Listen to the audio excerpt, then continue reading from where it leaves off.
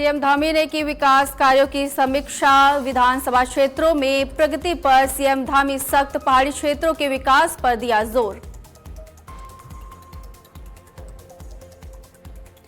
देहरादून में बुद्ध पूर्णिमा महोत्सव का आयोजन। वैशाख उत्सव में शांति का दिया संदेश। धम्म रत्न पुरस्कार से नेगी सम्मानित।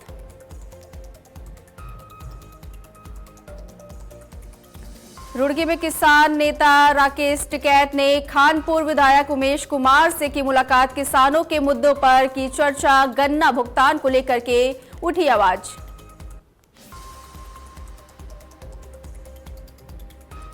प्रेमनगर में छात्र से मारपीट का वीडियो वायरल। पुलिस कार्रवाई पर उठे गंभीर सवाल। वीडियो वायरल होने के बाद एसएसपी का एक्शन। दरोगा और एएसआई किए गए लाइन हाजिर।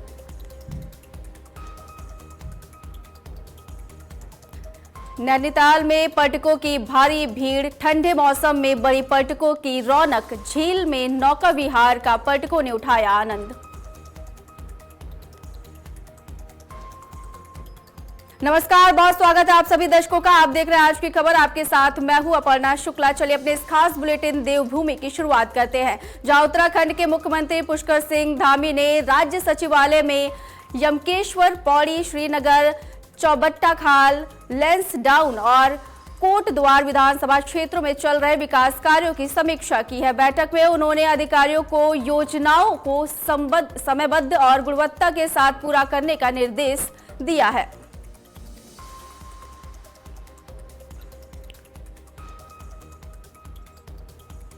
और वहीं देहरादून में दून बुद्ध समिति द्वारा उत्तराखंड पर्यटन विकास बोर्ड के सहयोग से आईआरडीटी ऑडिटोरियम में वैशाख बुद्ध पूर्णिमा महोत्सव 2026 का भव्य आयोजन किया गया। कार्यक्रम में बौद्ध अनुष्ठान, सांस्कृतिक प्रस्तुतियां और विश्व शांति का संदेश मुख्य आकर्षण रहे हैं। मुख्य अतिथि मालिंग गोम्बू के स्वागत में ताशी शौपा नृत्य प्रस्तुत किया गया है, जबकि म्यांमार और गदेन जंगताग्य के भिक्षुकों ने शांति के लिए प्रार्थनाएं की है। गुरमीत सिंह और पुष्कर सिंह धामी के संदेशों में भगवान बुद्ध के करुणा और शांति के सिद्धांतों को आज के समय में प्रासंगिक बताया गया है।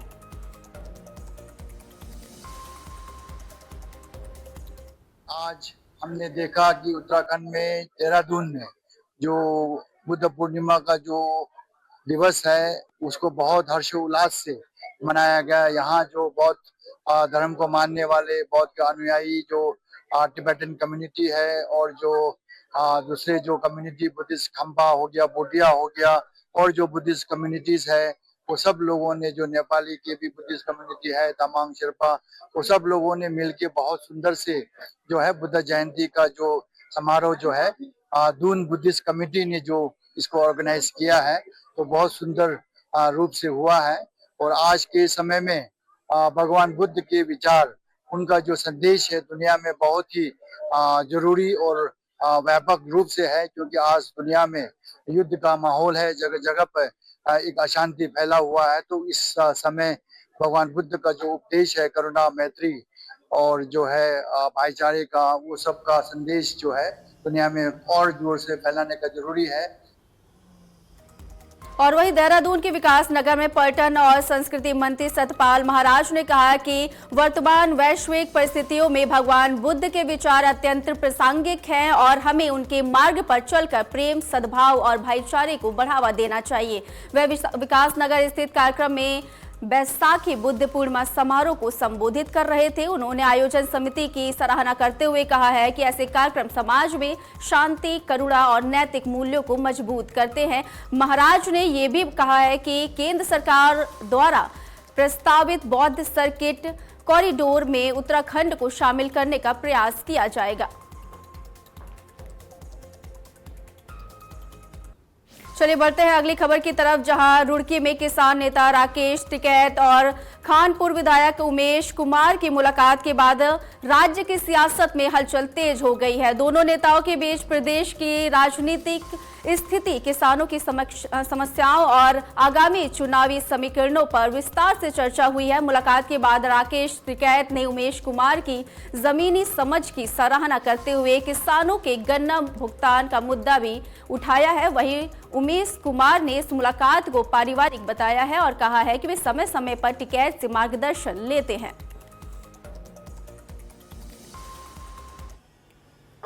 जो शिविर है हरिद्वार का, उसके लिए अभी आना जाना यहाँ लगा रहेगा। और जब रोड के आ रहे हैं तो भाई विधायक जी से भी मिलिए, ये प्रदेश की सही जानकारी देते हैं, ये लाग लपेट नहीं करते, क्षेत्र की सही जानकारी देंगे। देहरादून में क्या चल रहा है उसकी सही जानकारी देंगे, पहाड़ से पलायन हो रहा है कैसे रुके तो उसकी जानकारी देंगे। और दबते नहीं, मतलब टाइट विधायक है। एक बात कांग्रेस के विधायक भी भाई पेमेंट तो करेगी सरकार, अब वहाँ के भी जो विधायक है वो भी विधानसभा पर ट्रॉली भरकर देंगे, तो यहाँ की सरकार को शर्म आएगी। मेरे पारिवारिक मित्र हैं, 14 साल से मेरे उनके साथ रिश्ते हैं और समय समय पर मैं उनसे सलाह लेता रहता हूं। आज अब वो आए थे हरिद्वार के दौरे पर, उनका शिविर भी है हरिद्वार में शुरू होने वाला है, तो उसके संबंध में बात हुई, उत्तराखंड के मुद्दों पर बात हुई, किसानों के मुद्दों पर बात हुई, राजनीतिक परिवेश को लेकर भी, परिस्थितियों को लेकर बात हुई। तो मतलब मुझे लगता है कोई ऐसा खास मुद्दा नहीं है, बस एक मुलाकात है। आइए, भड़ाना जी का स्वागत है, वो कांग्रेस से आए, भाजपा से आए, जैसे भी आए, और लोकतंत्र है उनका मैं स्वागत करता हूँ। आए, चुनाव लड़े तो जनता तय करेगी भाई हार जीत किसकी होगी। और वहीं उत्तराखंड की राजनीति में उस वक्त हलचल बढ़ गई है जब गदरपुर से बीजेपी विधायक अरविंद पांडे ने पार्टी के केंद्रीय नेतृत्व को पत्र लिख करके मुख्यमंत्री पुष्कर सिंह धामी की कार्यप्रणाली पर सवाल उठाए हैं। उन्होंने आरोप लगाया है कि उनके और उनके परिवार के खिलाफ फर्जी मुकदमे दर्ज कराए गए हैं और प्रशासनिक स्तर पर उत्पीड़न किया जा रहा है। वहीं इस मामले के सामने आने के बाद कांग्रेस ने सरकार पर निशाना साधा है और प्रदेश अध्यक्ष गणेश गौदियाल ने ये कहा है कि जब सत्ता पक्ष के विधायक को ये शिकायत करनी पड़ रही है तो आम जनता की स्थिति समझी जा सकती है।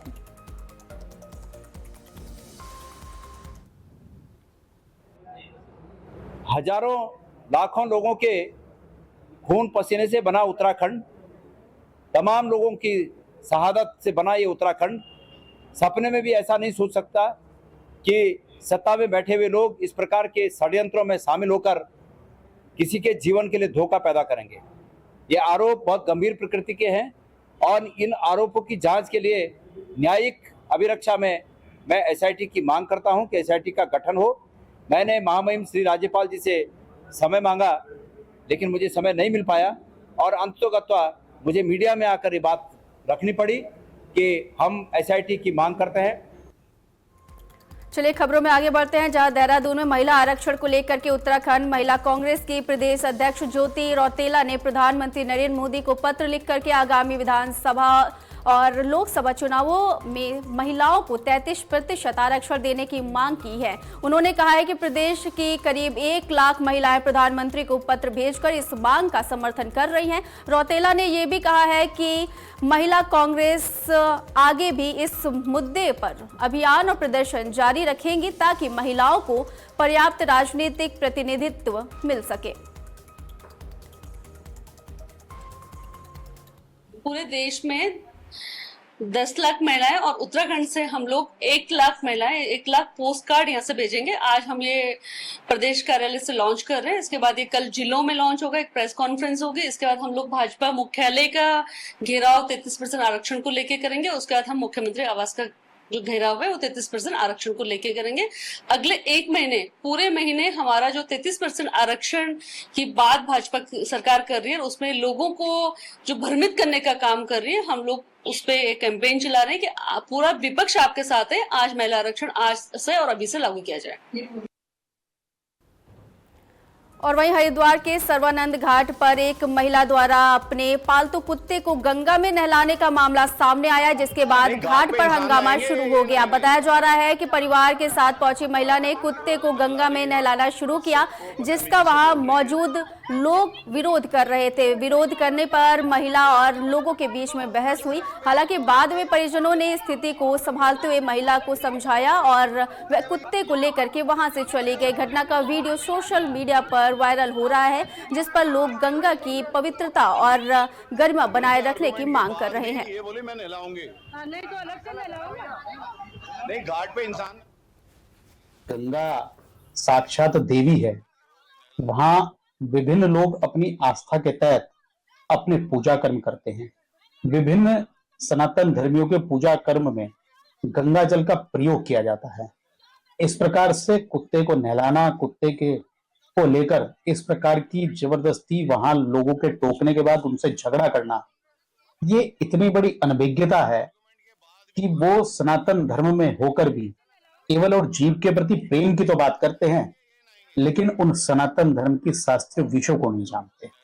ये बेवकूफी है, ये जबरन, जिसे कहते हैं कि भावनात्मक होकर आस्था के प्रति गलत प्रकार की जानकारी होना, ऐसे ही लोग करते हैं, जिसे अधूरा ज्ञान कहते हैं। उस कारण इस प्रकार के कृत्य लोग करते हैं। और वहीं देहरादून में प्रेमनगर क्षेत्र में एक छात्र के साथ पुलिस द्वारा कथित मारपीट का वीडियो सोशल मीडिया पर वायरल होने के बाद पुलिस की कार्रवाई पर सवाल उठने लगे हैं। बताया जा रहा है कि छात्रों के जमावड़े को हटाने के लिए पुलिस मौके पर पहुंची थी, जहां एक युवक ने बहसबाजी के बाद स्थिति बिगड़ गई थी और वीडियो में भागते हुए युवक को पुलिस द्वारा पकड़ करके लाठी चार्ज करने का आरोप सामने आया है। मामले का संज्ञान लेते हुए एसएसपी ने तत्काल कार्रवाई करते हुए एक दरोगा और एक एएसआई को लाइन हाजिर कर दिया है। घटना की जांच जारी है।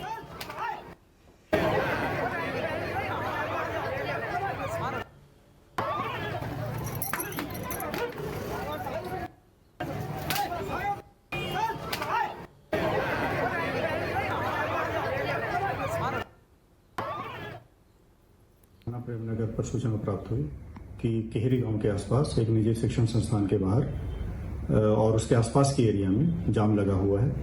जिस सूचना पर थाना प्रेमनगर पुलिस मौके पर पहुंची, वहां जाकर देखा कि गाड़ियों की लाइन लगी हुई थी और एक निजी शिक्षण संस्थान के गेट के बाहर आड़ी तिरछी गाड़ियां भी खड़ी हुई थी।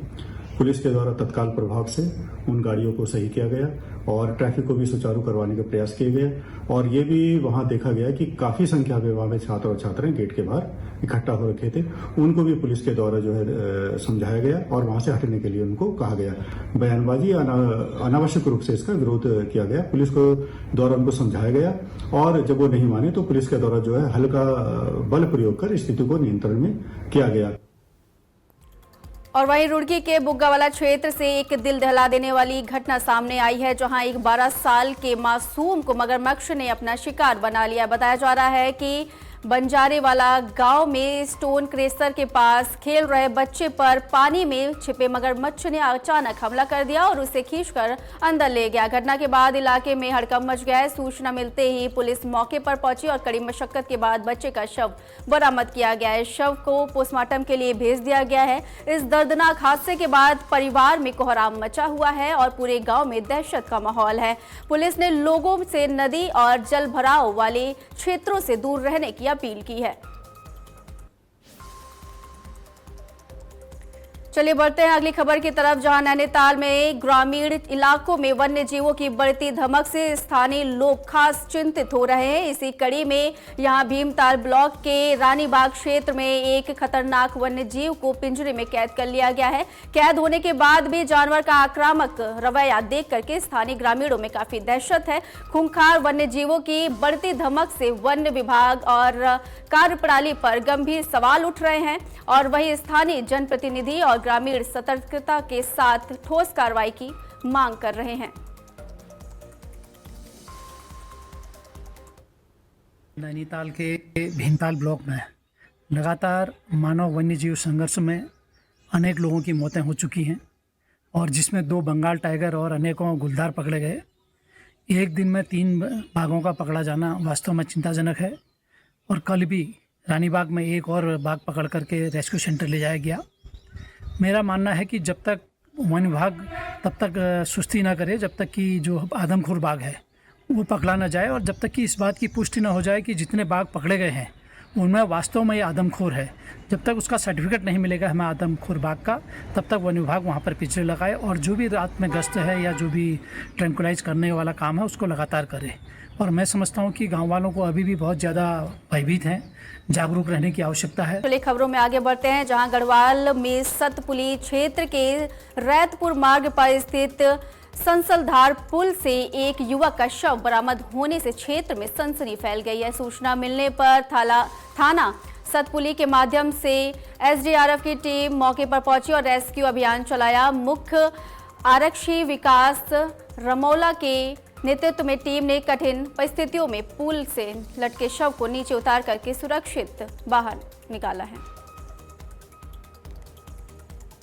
चलिए खबरों में आगे बढ़ेंगे, जहां पौड़ी गढ़वाल के श्रीनगर से दुखद खबर सामने आई है, जहां अलकनंदा नदी के एनआईटी घाट पर डूबे छात्र का शव एसडीआरएफ ने सघन सर्च ऑपरेशन के बाद बरामद कर लिया है। बीते 26 अप्रैल को नहाने के दौरान छात्र नदी में लापता हो गया था और जिसके बाद लगातार रेस्क्यू अभियान चलाया जा रहा था।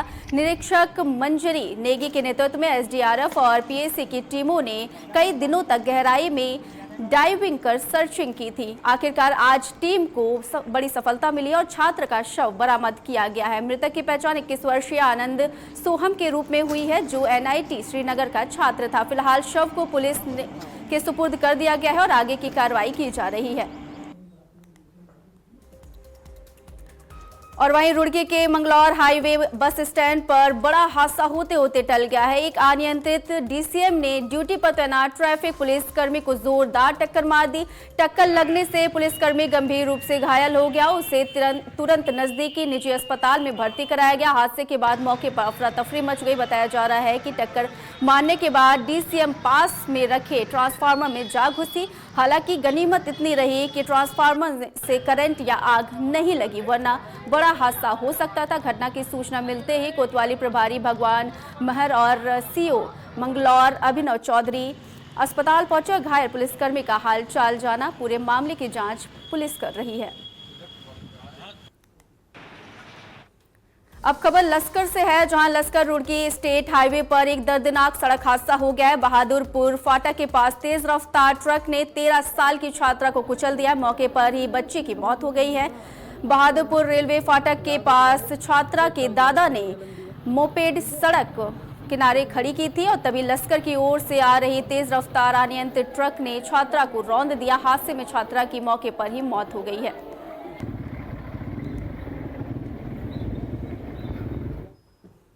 स्कूल से आ रहे इनका माता जी बच्चों को लेने के लिए स्कूल गया था। उधर से स्कूल की छुट्टी हुई तो बच्चों को लेकर जैसे दूध की डेयरी है उसके पास में थोड़ा दूर चल के पछवाड़ी तरफ को वहाँ पीछे ट्रक आया तो ट्रक में गया तो टक्कर मारी तो बाइक की और बच्ची जो है ट्रक के पीछे आगे कुचल। ठीक है, बाबा जी के साथ में साधु राम जी तो बच्चों को स्कूल से ला रहे छुट्टी करा के। तो बहादुरपुर फाटक पड़ती है हमारे एक है, तो जैसे कि एक साइड में खड़े थे बच्चे छाव में, तो एक हाई स्पीड ट्रक आया 12 टायरा और बच्ची जो साइड में खड़ी थी तो कुचल कर निकल गया। तो अच्छी बात हुई हम लोगों ने भागकर गाँव के लड़के थे वहीं पे पकड़ने ट्रक वाले को और बच्ची बिल्कुल साथ के साथ ऑन द स्पॉट खत्म हो गई। और वहीं देहरादून में यातायात नियमों का उल्लंघन करने वालों के खिलाफ पुलिस का ऑपरेशन प्रहार लगातार जारी है। इसी अभियान के तहत एक वायरल वीडियो पर कार्रवाई करते हुए डोईवाला पुलिस ने बड़ा एक्शन लिया है। वीडियो में एक मोटरसाइकिल पर 5 युवक खतरनाक तरीके से सवार नजर आ रहे थे, जिससे न सिर्फ उनकी जान खतरे में थी बल्कि आम लोगों की सुरक्षा भी प्रभावित हो रही थी।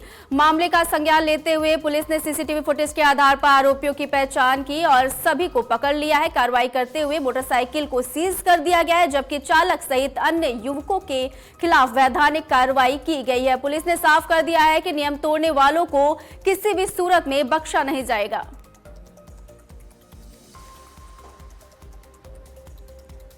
नैनीताल और आसपास के क्षेत्रों में पर्यटकों की भारी भीड़ देखने को मिल रही है। पर्यटकों का आना जाना लगातार लगा हुआ है, जिससे शहर के प्रमुख पर्यटन स्थलों पर चहल पहल बढ़ गई है। नीम करौली बाबा धाम, नैना देवी मंदिर और स्नो व्यू, हिमालय दर्शन सहित भीमताल और सात ताल जैसे स्थानों पर पर्यटकों का तांता लगा हुआ है। झील में नौका विहार का भी लोग जम करके आनंद ले रहे हैं और मौसम सामान्य रहने और हल्की ठंड के बीच पुलिस प्रशासन यातायात व्यवस्था संभालने में मुस्तैद है ताकि जाम की स्थिति ना बने।